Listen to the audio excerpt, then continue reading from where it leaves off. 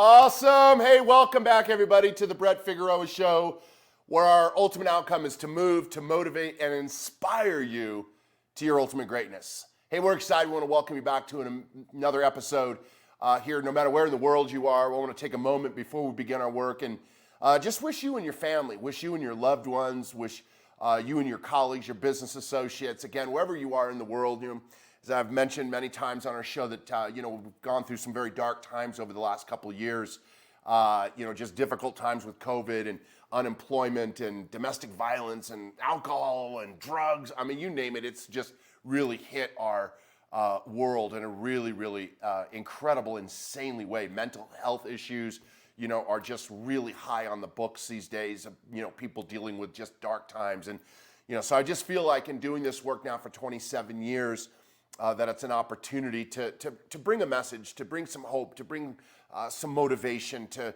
maybe somebody that's out there right now that's just going through a certain time, a certain season of their life. And maybe there's one sentence or one phrase or one strategy or one distinction that you can walk away with and use that and apply that maybe towards your marriage or towards your fitness or towards your finances or towards your, inner dialogue or, your confidence, something that you can use and walk away with. So I'm excited about today's episode. Today we're going to be talking about asking better questions, asking ourselves better questions. And this was taught back to me many years ago about asking ourselves better quality of questions. And I think you might agree that, here as a human being, having this human experience, right? Having this thing called life that you and I get, it's like, how do we make our life better, right? How do we make it better instead of worse? And I think that, if we're not focused on how do we make it better, I think that many times by default, it's gonna show up worse. And then again, maybe a new distinction, maybe a new this, maybe a new that could be the thing that allows for something in our life to go from bottom down to right side up. And so this thing on asking questions was, I remember when I was first exposed to it, was like such a breakthrough, it's like, you think sometimes in life it's gotta be the big giant things that are gonna make the biggest difference. And sometimes it's just those little tiny distinctions, those little tiny, what we like to say, carburetor adjustments. You don't have to change the whole carburetor, just a little adjustment to it can make all the difference. So questions really is a game changer. It was for me back many years ago when I first got exposed to questions. So we hope that it can do the same with you today. So better questions equal better quality of life. So if you're writing journal notes or you're got a notepad out, some of I got my journal and got little notes in here. And so better questions equal better quality of life. Now, many times we're living a not so great quality of life because of the questions that we're asking ourselves. Now, see, we don't really pay much attention to the questions in which we ask ourselves. We're just traditionally responding to those questions. So our life is in this reactionary space. So at this unconscious level, like we don't consciously think about the questions in which we ask. Like, why is this always happening to me? Right? So if you've ever asked that question, right? But, or you might know somebody else that's asked that question. And so questions direct our focus. So just stick with me on this. Questions direct our focus. Now, what we focus on expands, right? So what we focus on expands. So the questions we ask direct our focus, and what we focus on expands. It grows. So if we focus on happiness, what's going to grow? Happiness. If we focus on sad and depressed and being a victim and et cetera, well, then that's going to grow. And then we find ourselves deep down in depression and we go, why am I feeling so depressed? Because you asked yourself crazy questions, right? So I found myself at a young age in my life, right, being victimized through my life by asking these terrible questions. Why is this happening to me? Right?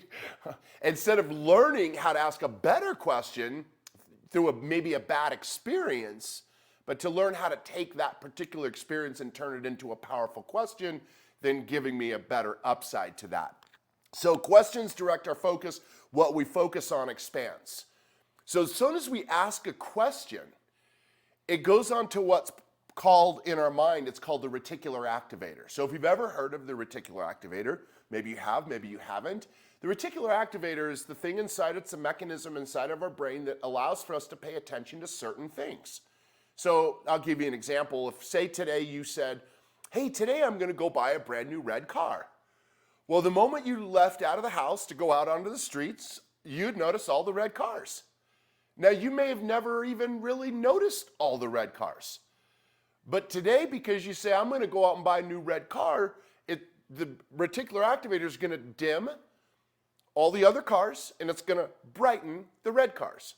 You're going to go, wow, look, red car, red car, red car, red car, red car, red car, red car, red car. You're going to notice all the red cars. If you said, today I'm going to go buy a new green car, it's going to dim the red car and the other cars, and it's going to brighten the green car. And you're going to go, I've never even noticed how many green cars there are. There's green, green, green, green, green, green, green, green.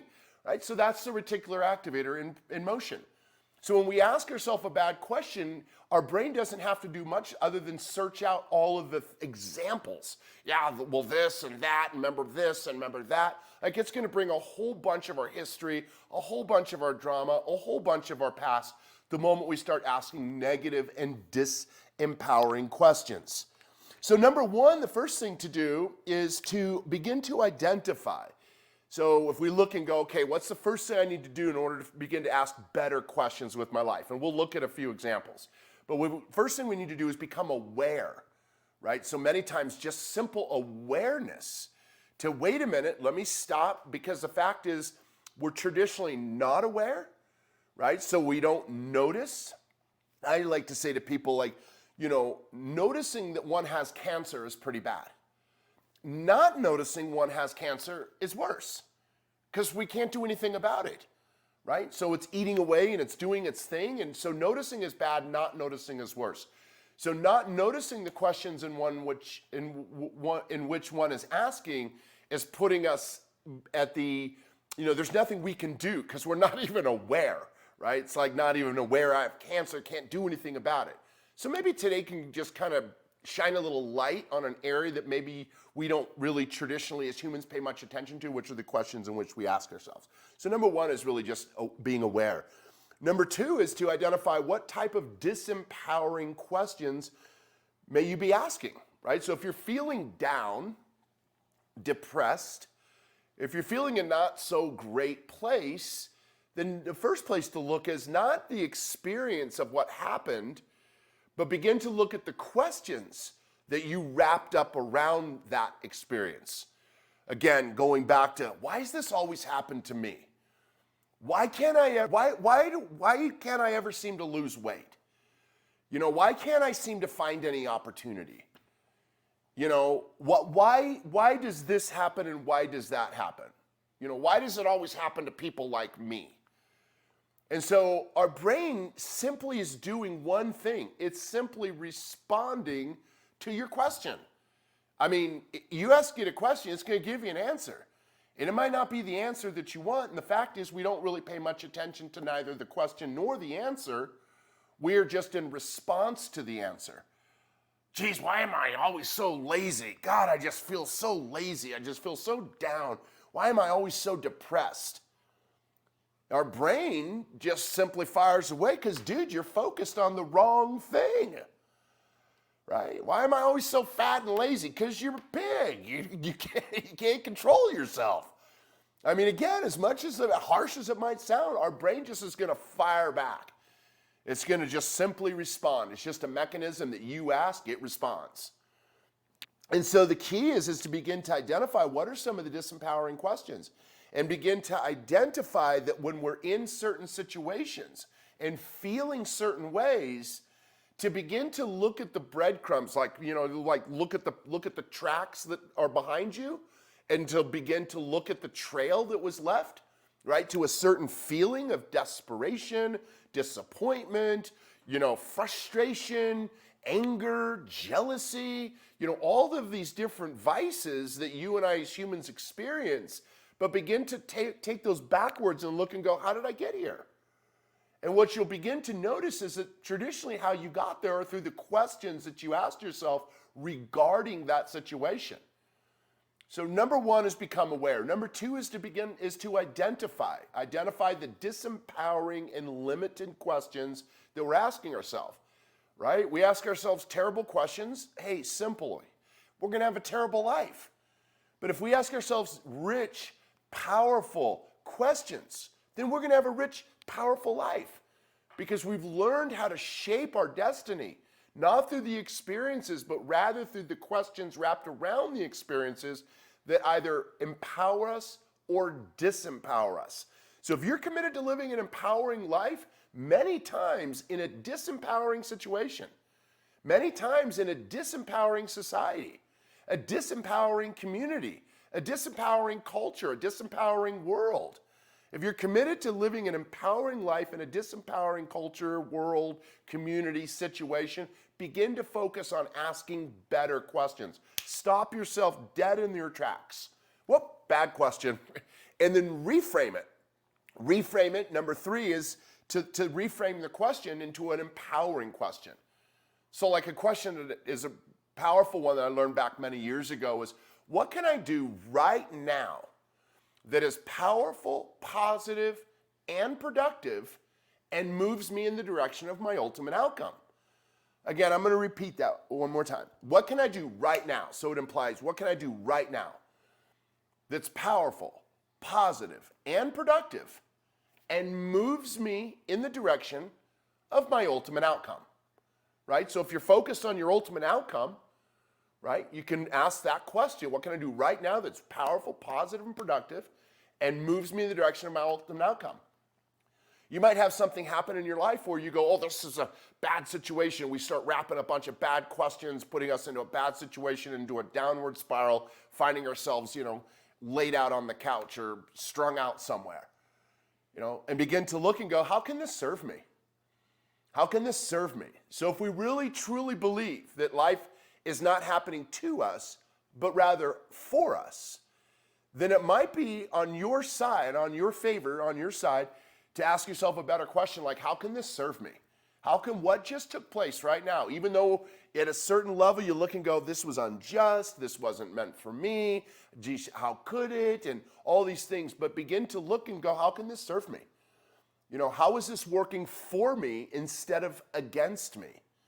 And again, if you believe that life is working for you and not against you in a very powerful way, right? So what can I do right now that's powerful, positive, right? How can I get myself up in the morning feeling strong and powerful? How can I get myself feeling alive right now? How can I move myself into action? How can this serve me? How can this empower me? How can I use this for my family? How can I use this for my emotions, right? So how can I use whatever's happening? I find, well, as a speaker now for 27 years and training over 3,000 companies, I'm saying there's a variety of things that come involved. Like you'd love for every speaking engagement to be, you go up, you speak, this happens, da da da. But I was always trained to, no matter what happens, find a way for it to serve us as speakers from the front of the room. Find a way. You can't start over. You have something that happens in an audience. You can't be like, whoa, can we just start over? No, there's no start overs. You're in the game, bro. Use it. You find a way to use it to serve you. So the experience that you may experience that happens in one's life, it's already in play, bro. Use it so it serves you. Find a way through a question. Again, how can this serve me? How can I get myself feeling great? How can I get myself, and it's not easy, doing some of the rougher, tougher things in life, that we look and go like, we talk about life like, success for an example, it's not easy. It's not easy. I mean, if it was easy, anybody would do it. Anybody could have success. Anybody can just, do that kind of stuff. I was at church on Sunday, and I go to a church in Cherry Hills Village community. And I was there talking to my buddy and what have you, and we're just right there. And all of a sudden walks right in Peyton Manning. And he goes to this church, but my head was down, and my friend Mike's head, we were just in conversation. I just happened to look up, and there was Peyton Manning walking right in. Now, I don't watch a lot of football. Any of my friends, what have you, they know. They're like, dude, he never watches football, baseball, basketball. But I have deep respect for the ones that make it to the top because it's not easy. Early mornings, not easy. Meal discipline, not easy. Disciplines to practice and play the game full out, not easy. Discipline to learn to ask ourselves more empowering questions. It's easier to not to.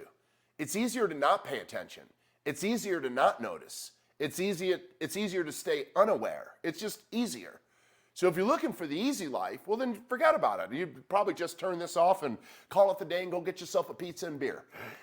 But if you're looking for strategies, distinctions, if you're looking for little carburetor adjustments that can make all the difference in the world, I promise you this is a game changer right here. It's what worked for me back many years ago when I started, because I found myself feeling certain ways.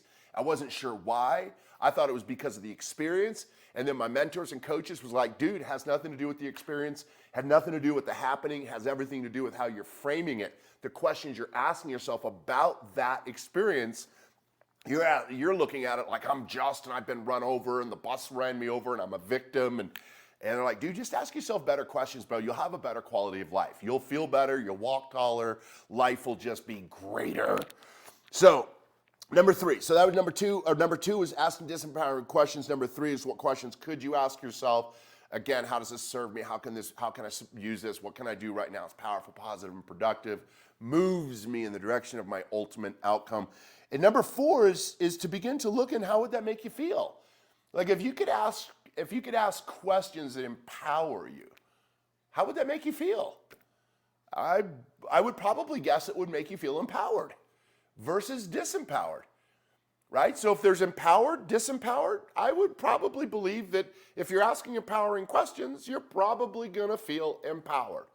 So again, if you're looking to feel disempowered, stay unaware, don't identify, what disempowering questions you're asking, just kind of stay in the dark with all that.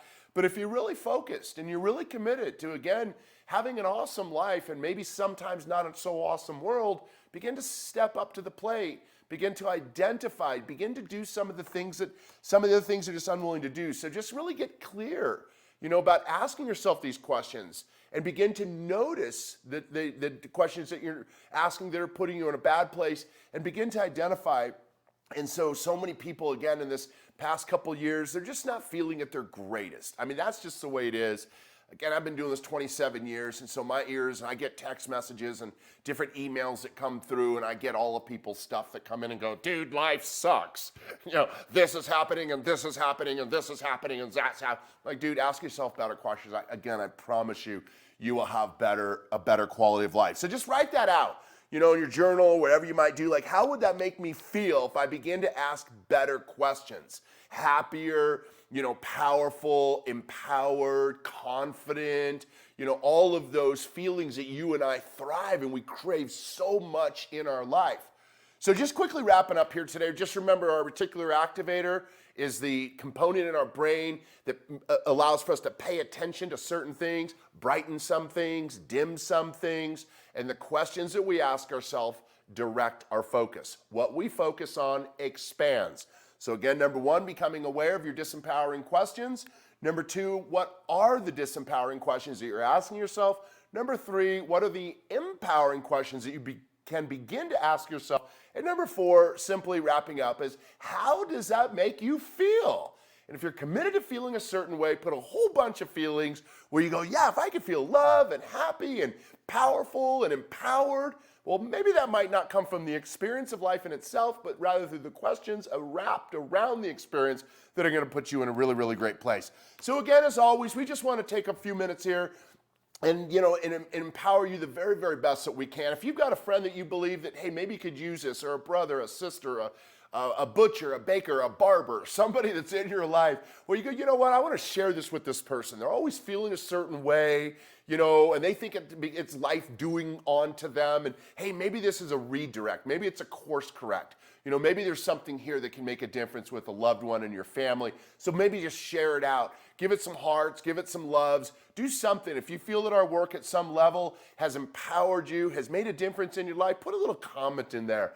Our objective here in our outcome from day one is always, how do we get the message into the world? The best way to do that is through you. So again, your little comments and little loves and shares, I promise you, it goes unnoticed, first of all, but it makes all the difference in the world. So we want to say, first of all, that we love you. We want to thank you for being with us on our platform here. And our platform, again, is to move, to motivate, and inspire you. So as we sign out here today, we want to wish you, again, your family, your loved ones, your business, your confidence, your success in your life. We want to wish you the very, very best of all that. Remember, the quality of your life is based upon the quality of your decisions. So again, thanks for tuning in. We look forward to having you back on another episode of the Brett Figueroa Show. And as always, go out there, make a difference, make an impact, put a smile on people's face, and we'll see you back on the next episode of the Brett Figueroa Show. Thanks for tuning in, everybody. Bye-bye.